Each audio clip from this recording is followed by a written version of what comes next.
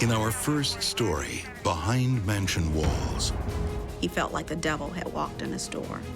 he was to the manner brawn. She had the face of an angel. When we discovered what happened, this went from being a non-story to being the story. And later, He was going to inherit £15 million fortune. the heir with a golden ticket is dealt a cruel hand. A stranger had broken into the house and killed his wife. I'm Christopher Mason. Being born into a wealthy dynasty can be a blessing and a burden. When you can afford to indulge your every whim, events can spiral out of control. Too much time and money, not enough common decency. Beware the heir to misfortune.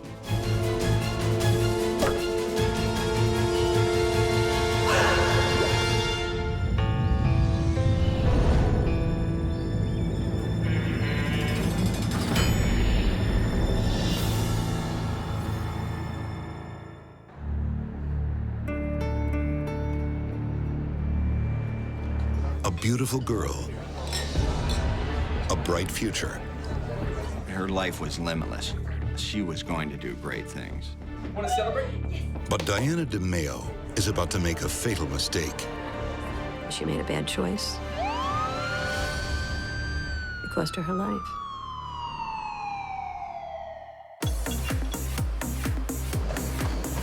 In gyms across the nation, Americans are sweating, and they're paying for it. Fitness is a $17 billion industry that's doubled in the last decade. 40 million Americans are health club members. I got the sites for the 2 new gyms. To those running the show, pumping iron is like printing money. Looking at it from the outside, Peter Dabish had it all. I want them open by the end of the month. The scion of a major gym fortune. Peter Dabish's dad muscled his way into the booming Detroit gym industry and made millions. Peter's father had a bit of a passion with weightlifting, and he turned that into an empire that consisted of more than 300 gyms and apparel. A hugely popular gym franchise in the Midwest. Now, his son Peter is a big fish, in more ways than one. He was huge. Weightlifter. He was born and raised in the gym culture. He had the money. He had a nice car. We found that he had a very privileged upbringing, very posh background he came from. He lived a very luxurious lifestyle. In early 2010, moneyed and muscled Peter starts hanging out with his former classmate, Diana DeMayo. They knew one another in high school. She went away to college, to the University of Miami, and she did very well there. Diana was just like a great kid. She was a million friends. Everybody wanted to be with her. She's just a magnet for people. Now back in Detroit, Diana's renewed her friendship with Peter. She wants him to meet her dad. So this is great. So, Dad, we've got something to tell you. The couple has exciting news. Good news? Yes. Diana has a dream of creating a rescue shelter for dogs. No. You've been wanting to do that all your life. I know. Generous Peter is only too happy to front the cash. Thank you, Peter. Thank you. Fantastic. But while Diana seems the ideal all-American girl, But it's happening. everything's not perfect behind the scenes. I knew she smoked pot, and I knew she took anti-anxiety medication because she had a little bit of anxiety. These are the animal shows. Diana's bright future could be under threat from drugs. And the danger from illicit drugs is rising as the once great city of Detroit crumbles around her. Motor City has become Murder City. On the streets and in the decaying suburbs, there's a homicide every day. But Peter offers her an escape. An ivory tower, high above the dangers of the streets. It was a very luxurious apartment Local athletes, sports stars, and celebrities reside at that apartment. This is where Detroit's elite choose to live. People like gym tycoon Peter Dabish. Every morning. In March 2010, he rents a luxury apartment. Diana DeMayo helps him move in. Oh my God. It was a very nice apartment. There isn't a whole lot of upscale in Detroit, but this was definitely one of them. The young Heir is already used to living the high life. He was driving a luxury car when he was in high school. He had his own apartment when he was in high school. So as you can imagine, a person who's 24 years old having the access to that kind of money. Now he has a beautiful young woman to share it with. And two different lifestyles basically came together. This could be the perfect start for both of them. But just hours later, something goes wrong. 911, what's your emergency? At approximately 6:19 in the morning, Peter Dabish called 911. Yeah, I need some help. And he indicated that Diana was overdosing. Get in quick. Peter said she overdosed on her anxiety medication and had fallen. Injured and unconscious, Diana is rushed to the hospital. Her mom, Linda, receives the phone call every mother dreads. We were told that it was a drug overdose. She was in Detroit receiving on life support. And I was like, can't be. This can't be. And I just kept saying, but she'll come out of it, right? It's just a coma. She'll come out of this, right?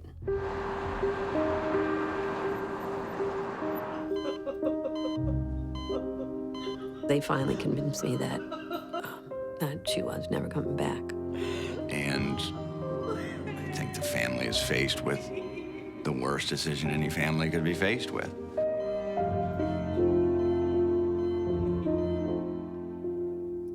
So we turned off the machines, and that was it that night, that Thursday night.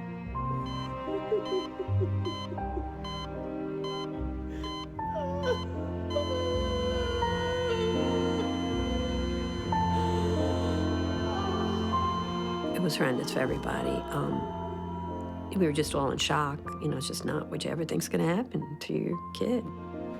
A week later, friends and family gathered to commemorate Diana's life. There was maybe 500 people came through the wake. They all just thought that she died, of a drug overdose. But is that the real story? The day of the wake, the funeral director called me and he said, I just got the death certificate and it has a cause of death on it. What that certificate says will shake Detroit to its foundations. When we discovered what happened, this went from being a non-story to being the story. To escape the mean streets of Detroit, some of the wealthy choose to live in sky-high luxury apartments, where the sirens are muffled and the gunshots far away. But up there in the clouds, they're not immune from tragedy or from crime. In March 2010, in a luxury Detroit apartment, promising college graduate Diana DeMayo is found unconscious. She later dies at just 23. Her friend Peter Dabish tells a tragic story of her last moments. He indicated that she was suicidal, that he had knives in the apartment that night, that because he feared that she was suicidal, he had taken all the knives and thrown them out of the window. Peter says Diana had then taken a prescription drug overdose and had a horrific fall. This was an overdose, potentially a suicide attempt.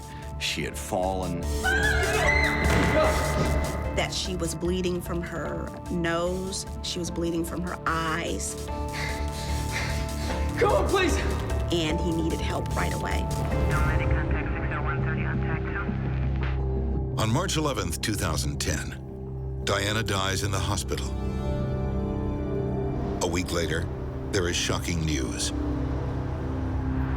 The day of the wake, as I was driving there, The funeral director called me and he said, I just got the death certificate and it has a cause of death on it, and I just wanted to tell you it's homicide. It was multiple blunt force trauma. Peter Dabish believes coroners have made a terrible mistake. He said that Diana had inflicted these injuries on herself by falling repeatedly. What really happened that night? To find the truth, police rushed to Peter Dabish's luxury apartment. They want to assess the crime scene, but there's a problem. It's clean and freshly decorated. Because this case was not treated as a homicide initially, Peter was allowed free access to the apartment to come and go as he pleased. Has Peter Dabish cleaned up the evidence of a crime?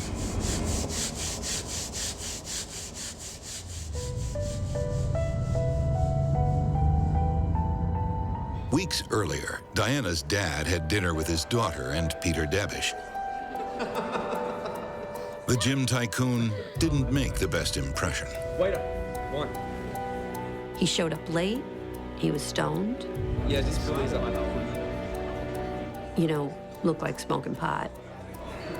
But he seemed maybe more than that. So, what the? Apologies. Do you want me to clean that up? Damn straight I want you to clean that up. It's okay. It's just... Okay. There was friction between Mr. DeMayo and Peter Dabish. Can you just... He could just tell You get up. that Peter was not right for his daughter. But you can't convict based on a father's intuition. If Peter Dabish is a killer, police need proof. When the police did go back and start to investigate, they found that a cabinet door in the kitchen was removed and placed down into the storeroom. The police were able to go down, retrieve that door, and take it to the crime lab and determine that there were 3 distinct blows that impacted that door, causing the damage. If the door was hit by Diana's head as she slumped to the floor, why were there 3 separate impact points? Cops dig up Peter Dabish's history, looking for anything that might suggest criminal tendencies. Despite being raised with access to money and given much, he was always working a hustle, and drugs was one of them. Turns out, if anyone has a problem with drugs, it's Peter Dabish. Drugs, pot, other substances were a theme in his life. On the surface, that makes Peter's story of Diana's overdose even more plausible. She wouldn't be the first girl to be launched on the path to addiction by her lover. But there's a problem with that theory. The medical examiner did a complete toxicology screen on the body and blood of Diana DeMayo. No opiates, no cocaine, no alcohol, no stimulants, nothing. There was nothing in her system whatsoever. So what did cause Diana's death? They found blunt force trauma to her shoulder, blunt force trauma to her eye, and they found 8 distinct areas of blunt force trauma to her head, causing a massive brain injury and bleeding. The findings suggest Diana came to a violent end. And the testimonies of Peter's ex-girlfriends suggest he might be responsible. And the investigation revealed he had an extensive misdemeanor record. In the past, he had became jealous over relationships, and he threatened to kill his girlfriends. So we were able to track down those women, and even though the relationships were over, they were still terrified of Peter Dabish. They were scared to death of him. Turns out, no one has anything good to say about the indulged Jim scion. You look for these little vignettes of humanity in someone's life, and I couldn't find any when it came to Peter Dabish. People talked about their fear of him. People talked about drugs. They talked about alcohol. They talked about possessiveness. They talked about a bully. So why would a girl with a soft heart for rescue pets be interested in a violent bully? Linda DeMayo indicated that Diana always had a thing for strays. that she was always the type of person who wanted to fix people. And perhaps she felt that she could help Peter through all his problems. They couldn't see why she was attracted to such a person. The only way to reconcile their relationship for many was to think she was probably trying to fix him, probably trying to insert some life into his life, probably trying to save him from himself. For weeks, the idea that Diana's death might be a homicide goes unreported in Detroit. Television journalist Brad Edwards recalls hearing about the case for the first time. It finally came into me as a tip from a cop source of mine that said, "You're not going to believe this one. You've got this young, effervescent, beautiful honors graduate and an heir to a well-known gym fortune, and their two paths crossed in that high-rise. And to think of what actually happened in this case is still hard to believe."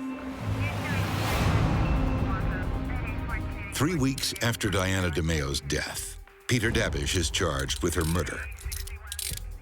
But some witnesses are too afraid to testify. Will the full story of what happened that night come out at the trial? And will prosecutors have enough evidence to lock away this privileged son? And that was always a fear. He'd walk, and then the rest of our lives I'd worry about him going after us.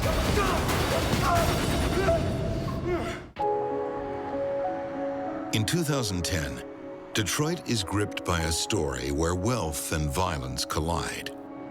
Looking at it from the outside, Peter Dabish had it all.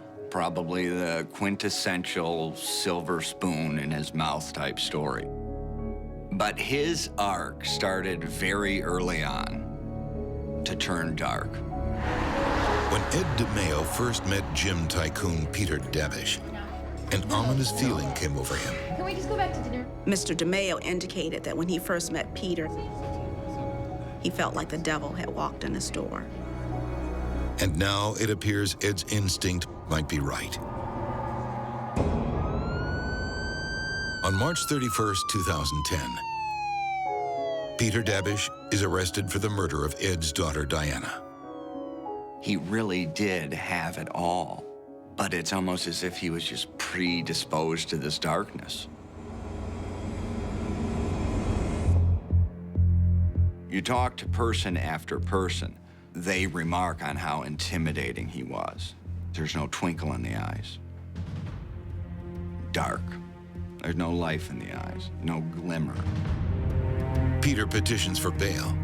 His mom offers up her Farmington Hills mansion plus her mother's house as bond. This is a young man who had known for years nothing but trouble. And when he was charged with first-degree murder, instantly, his mom put up the property to bail him out. But despite Peter's mom's commitment, bail is refused. In the fall of 2010, Diana's mother, Linda, comes face to face with Peter Dabish at his murder trial. She prays prosecutors can make the charges stick. He just looked just like a big, monster. I couldn't believe that he could do that to my daughter. Like she was so sweet. I don't know, and she's always helping everybody. She was helping him that day. Dabish is not only facing the murder charge, prosecutors also want to hold him accountable for the suffering they say preceded it. When a defendant inflicts cruel and extreme suffering on a person, you can charge torture. The fact that it was first-degree felony murder and torture, that was upsetting, and I think that was only the second torture charge Detroit had ever had. What did Diana go through that night? She's not around to answer, so it's up to prosecutor Lisa Lindsay to speak for her. Peter had gotten into an argument with Diana concerning her contact with the bellman. I saw you downstairs with the... He believed she was flirting with the bellman. You heard me. I saw you downstairs. And he actually yelled and called her a whore. You're a goddamn whore! You're a whore! Abuse gives way to rage, then violence. A young man with such rage attains this young, beautiful woman, and I don't think she was ever going to be able to get away from it.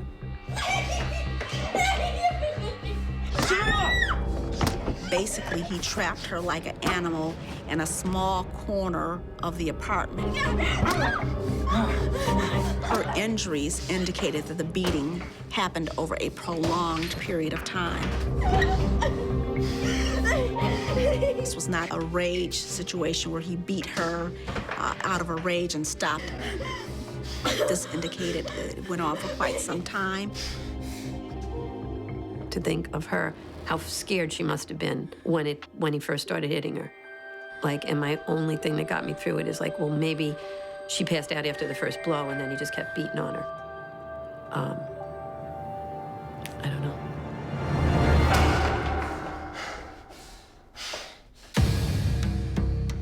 When emergency services arrives, Dabish blames the injuries on Diana herself. Peter was apparently angry, Even unconscious female, early 20s. swearing at Diana to the officers, Bitch overdosed. It's okay. It's okay, sir. saying that she overdosed, that you know. She fell, hit her head. Although they suspect this isn't an overdose, emergency personnel are focused on saving Diana's life. I'm calling the medical. One of the main concerns, and maybe why there were so many apparent oversights early on, is that she was alive and the goal was to save her life. When Diana's in the hospital, Dabish maintains the charade, trying to blame the fictional overdose on Diana's depression. The only thing she overdosed on was Peter Dabish. Meanwhile, prosecutors believe Peter cleaned up the crime scene, but didn't do a thorough job. There was blood spatter in an isolated corner of the apartment, and there was also blood spatter on the ceiling directly above where that corner was. It's chilling proof of his terrible crime. There were lots of signs at that point that there was blood everywhere and splatters on the wall, and, you know, it looked like a crime scene. And it is our belief, based on the physical evidence and what happened, is that she just ran into that corner, was cowering, and Peter stood over her and pummeled her. Diana endures his savage blows, not for seconds or minutes, but for hours. Diana had both fresh and dried blood on her body, which would indicate that there was some period of time between the initial infliction of injuries and then new infliction of more injuries. We know she died of multiple blunt force strikes. And there was no murder weapon. You know, there's no bat, no hammer. Police think he did this with his bare hands. And he is a massive guy. And she's just a little gal, 110 pounds, 5'1", just petite little gal. And this giant monster.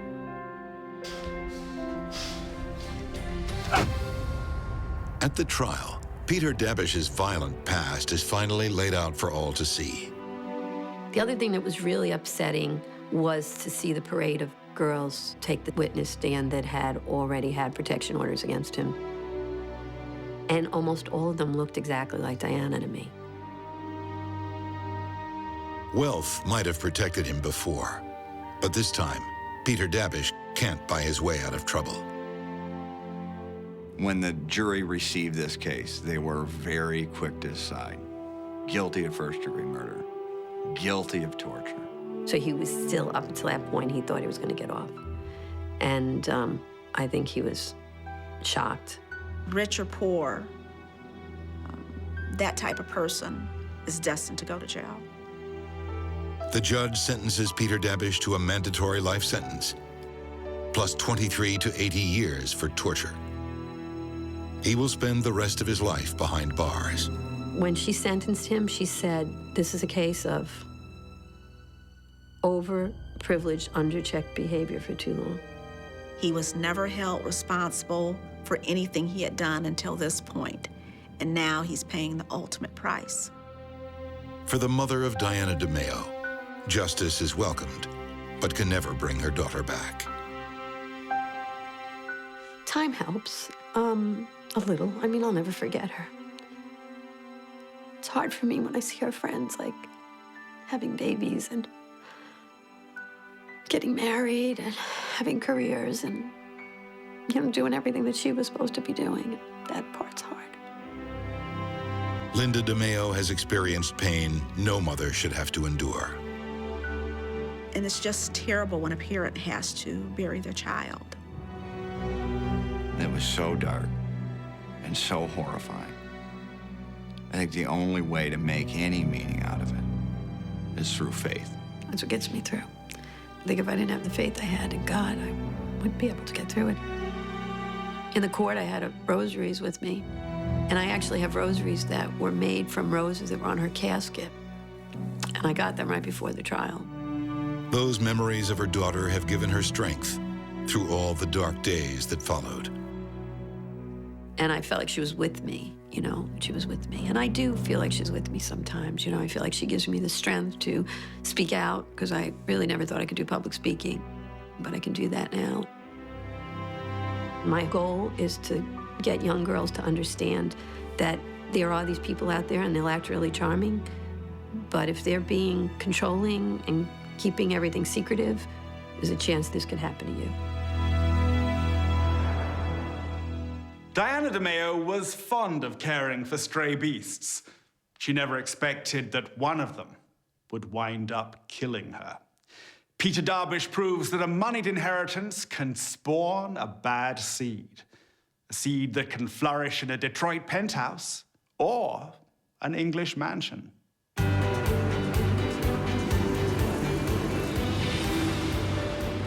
New Year's Eve, 1999. In London, England, Alan and Nadine Phillips have two reasons to celebrate. Cheers, Happy New Year. It's the dawn of a new millennium and their 7th wedding anniversary. To the outsider, it would have appeared that the Phillips had a very happy marriage. They had an extravagant lifestyle. They had no money worries. They lived in a large house.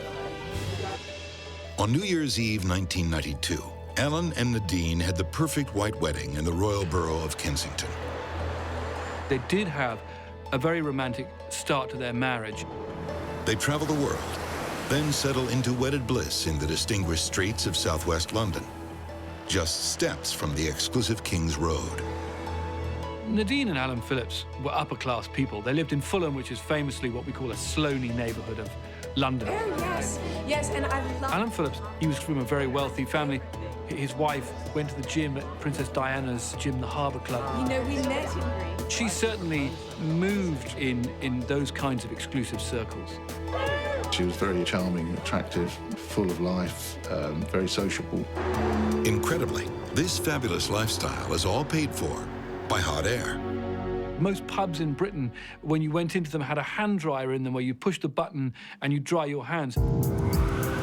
Alan's dad made $40 million from supplying hand dryers. When he dies and bequeaths his fortune, Alan and his wife will never need to get their hands dirty. He was going to inherit £15 million fortune. While they wait for the inheritance, the couple establishes a successful childcare business. They were a wealthy couple in their own right. They'd recently sold a nursery for a significant sum of money. Those had been sold for $2 million, and they had something like £400,000 in their bank account. Oh, really? Money in the bank and a huge inheritance on the way. By their mid-30s, the Phillips have a glorious future laid out before them. From the outside, they did give the appearances of being almost the perfect couple. They had a beautiful house in Fulham, 3 happy, healthy girls, and as much money as most people could ever wish for. But just over 4 months after this Millennium Eve, the Phillips' future will be in ruins.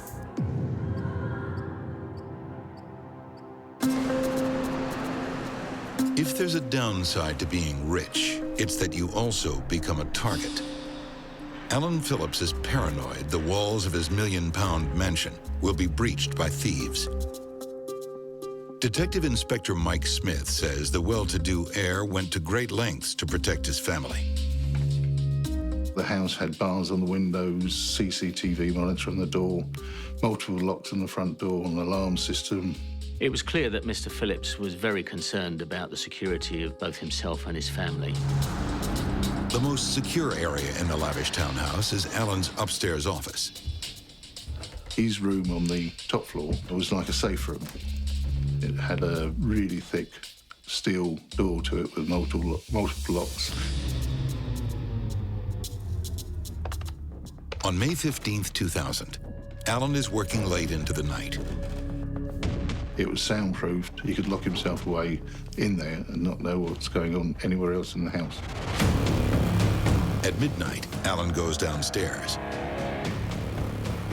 and discovers the front door open. It's unusual, but there's nothing to suggest an intruder. After locking up, Alan decides to sleep in his office. It's late. He doesn't want to disturb his sleeping wife downstairs. But tonight, nothing could wake his sweet Nadine.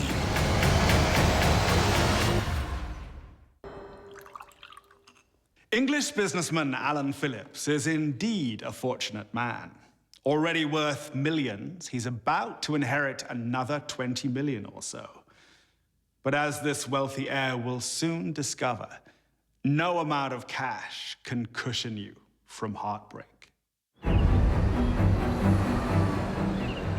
Tuesday, May 16th, 2000, is a busy school morning, whether you're a multimillionaire or not. Just make sure you're all separate today. He got up in the morning. Okay, what have you got for lunch today? Dealt with the children. Make sure you have this banana. It's very healthy for you. I know you do. The oldest one was collected by a bus driver and taken to school. Hello, Tony. How are you? He loved his kids. He was devoted to his children. With his eldest daughter on her way to school, Alan goes to wake Nadine. And he went up to his wife's room.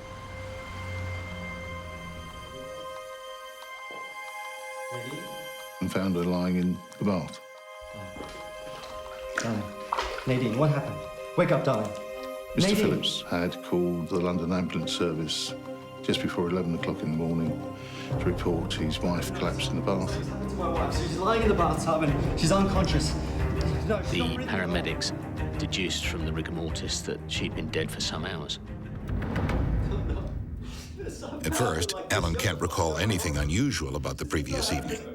I don't know what... He said he'd been in bed from early evening in his room on the top floor while his wife and children slept on the first floor. The young mother is pronounced dead from drowning. But Detective Sergeant Steve Smith soon realizes this is no accident. Upon examination of the body, we found some linear bruising towards the top of the arm above the elbow, which we couldn't really interpret what had caused those marks. Alan can't explain the marks either. Then he remembers something. Last night, there'd been an unexpected visitor at his mansion door. Alan Phillips' story to the police was that the night before, at about 8:30, there'd been a knock on the door from a black man who he described as an evil weirdo. I brought you firewood, you never paid me. I brought you firewood. He said that his wife had had an altercation with an Afro-Caribbean man sometime during the evening. Suddenly, Alan recalls something that happened later that night. Something that seemed unimportant at the time, but may now hold deadly significance. He had described finding the door open. He suggested that an intruder had got into the house. Did the stranger return in the early hours and gain access to the Phillips mansion? Could Nadine's death be the result of a botched robbery attempt? It was early to late evening. She was getting ready for bed when she was attacked.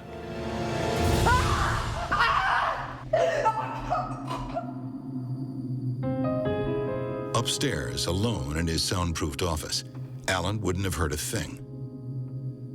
He was alone in bed on the top floor and came down in the morning to find his wife lying in the bath, so somebody must have broken in and committed the offence. It seems the worst fears of security-conscious Alan have been realized. And the safety of this silk-stocking neighborhood has been pierced by a killer from the outside. Fulham's an affluent area, very rarely has any serious crimes. But just a year earlier, just a mile away, in one of Britain's most shocking unsolved crimes, wealthy celebrity Jill Dando was murdered on her Fulham doorstep. Is there a deranged killer stalking Fulham's well-heeled women? Police made extensive inquiries in an effort to establish whether or not there were any active nighttime burglars in the area or whether any intruders had been disturbed in the locality. Police start searching for an outsider. But could there be a simpler explanation? Could the killer be someone closer to home? He said the marriage was perfectly happy. He loved his kids, was devoted to his children. Cops ask Alan if his marriage was so perfect, why were they sleeping in separate beds? Alan says it's because he's a light sleeper. He would only spent one night a week in his wife's bedroom because he couldn't bear the noise of the children. But there's another reason they weren't sleeping together. Friends tell cops that 3 years earlier, Alan caught his wife cheating with a city financier. Nadine had had an affair. This was something which enraged Alan Phillips. So, although the outward appearance was nice and happy, inwardly, obviously there was problems at home.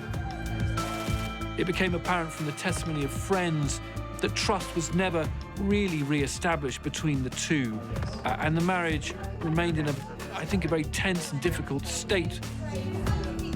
She told a friend she wasn't happy in the marriage and she'd actually consulted a solicitor about a divorce. Divorce? For Alan, that could mean sharing half his inheritance. Are police honing in on a motive for murder? Meanwhile, a forensics team examining Nadine's body are still pondering the cause of mysterious bruises, and they make a breakthrough. The 2 parallel bruise marks on the elbows were consistent with the handcuffs. It appears Nadine was handcuffed and held underwater until she drowned. But where are the handcuffs now? Were they brought in by an intruder who took them with him when he fled? There didn't appear to be anything immediately available at the crime scene that could be responsible for causing those marks. While cops search for the cuffs, they also search for the intruder, going from mansion to stately mansion. But all these inquiries drew a blank. Strangely, no one recalls Alan's evil weirdo lurking in this grand neighborhood. There was nothing to verify or back up Alan Phillips' story about the confrontation that night. 2 other things puzzle police.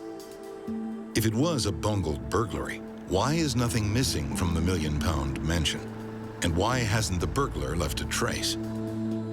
They could find no evidence of forced entry, no evidence of trampling in the garden, and that definitely, I think, led to suspicions that his story didn't really stack up. Police take Alan Phillips down to the station for more in-depth questioning.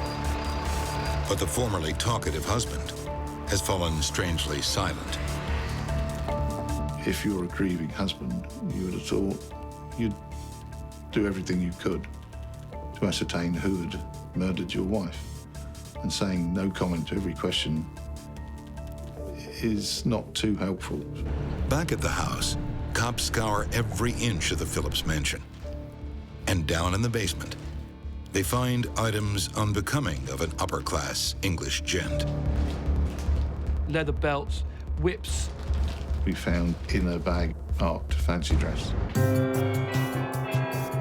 A lavish wedding in 1992 held such promise for Alan Phillips and his blushing bride Nadine. But just 7 years later, in a posh suburb of southwest London, Nadine is found dead in the bath. She's drowned, but there's evidence of foul play. We found some linear bruising towards the top of the arm above the elbow. Police have a chilling suspicion the marks were made by handcuffs. But where are those handcuffs now? And while searching the house in the basement, we found a bag marked fancy dress. Nadine's husband, Alan, says the bag's contents are his. Leather belts, whips, and other bits and pieces which he'd collected from his student punk days. And the bag contains something else. These handcuffs fitted the marks on the arms. It was at that stage when police were fairly sure that the murderer came from within the house. With no evidence of an intruder in the house and the handcuffs discovered in Alan's own bag, police charged the millionaire with the murder of his wife. But Alan continues to claim a lone intruder is the real killer. He'd also kept a collection of press cuttings of other intruder murders and intruder dangers from around the local area, apparently to bolster his case that an intruder had broken in and committed the murder. In court, the prosecution lays out what they believe happened on the night of May 15th, 2000. The last time we can prove Nadine Phillips was alive was 8:37 in the evening when she spoke to a friend on the telephone. Sometime before midnight, Alan lies in wait for his wife. We could only surmise that she was running a bath in her ensuite bathroom when Alan Phillips attacked her.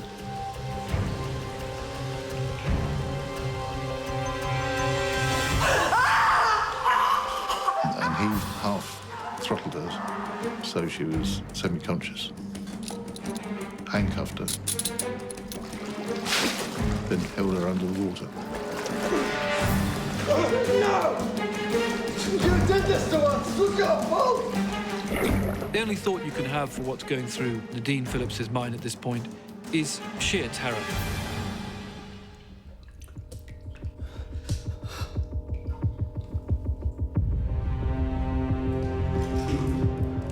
It appeared that Alan Phillips took the handcuffs off his wife's body and put them in a plastic bag in the cellar.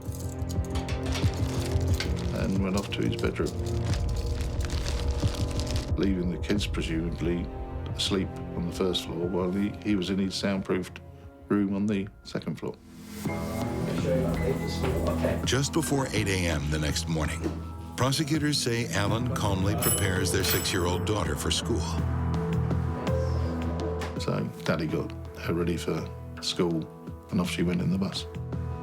It's believed Alan's desire to kill was sparked by his wife's threat of divorce. We believe it was the fact that he was going to inherit roughly about £15 million. And if he went through a messy divorce, he would obviously lose quite a bit of his inheritance. For Alan Phillips, money really was the root of all evil. There was £2 or £3 million worth of assets to share between them. The fact that his father was about to die and leave him a substantial sum of money would most probably be taken into account by the court because Nadine will most probably get custody of the 3 children. And perhaps he felt that if he didn't act, she might leave him. She might take those 3 beautiful girls away. And if handcuffs and a motive aren't enough to sway the jury, prosecutors have one more ace up their sleeves. Alan Phillips' own words. Speaking to friends afterwards, he'd said that rather than go through a messy divorce and lose his kids or risk losing his kids, he'd kill his wife. And he even told one friend he'd say a stranger broke in and killed her while he was asleep in his room. That is what he told us. A stranger had broken into the house and killed his wife. At the time, no one could have believed it was a chilling prophecy. He talked menacingly with her friends that if he ever found out she was having an affair, he would kill her. And they thought she was joking, and then they suddenly weren't so sure.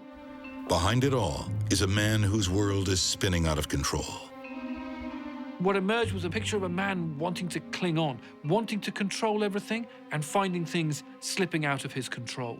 As the witnesses came forward and started to sketch out the character of this very controlling man. And as the police explained how there was no evidence of breaking and entry into the property, it was fairly clear that the case was heading in one direction, and that was Alan Phillips's conviction.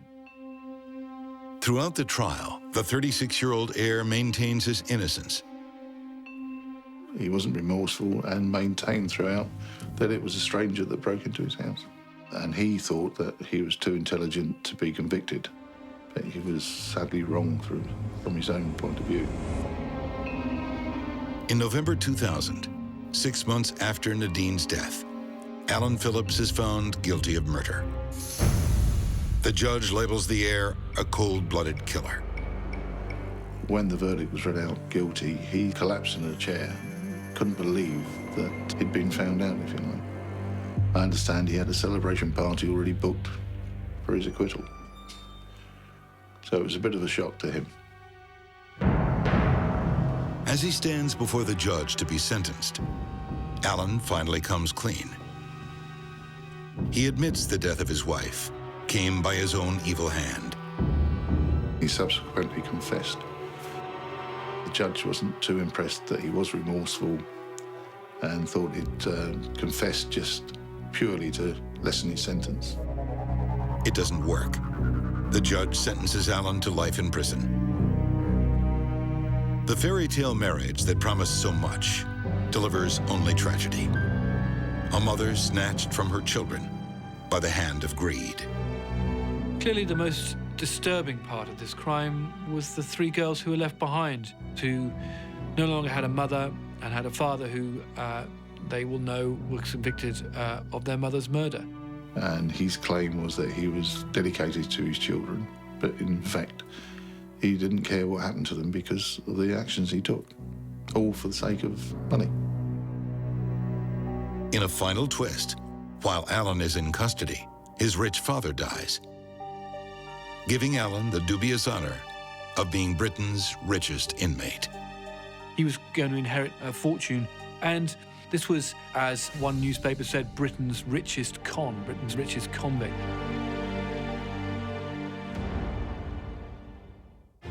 A huge inheritance is a passport to privilege, but a rich birthright can also be a deadly curse. Peter Dabish turned from indulged heir to brutal assassin, and Alan Phillips chose murder over sharing his millions. When these wealthy sons stained their family tree with blood, they both became heirs to misfortune. Till next time we meet behind mansion walls, I'm Christopher Mason.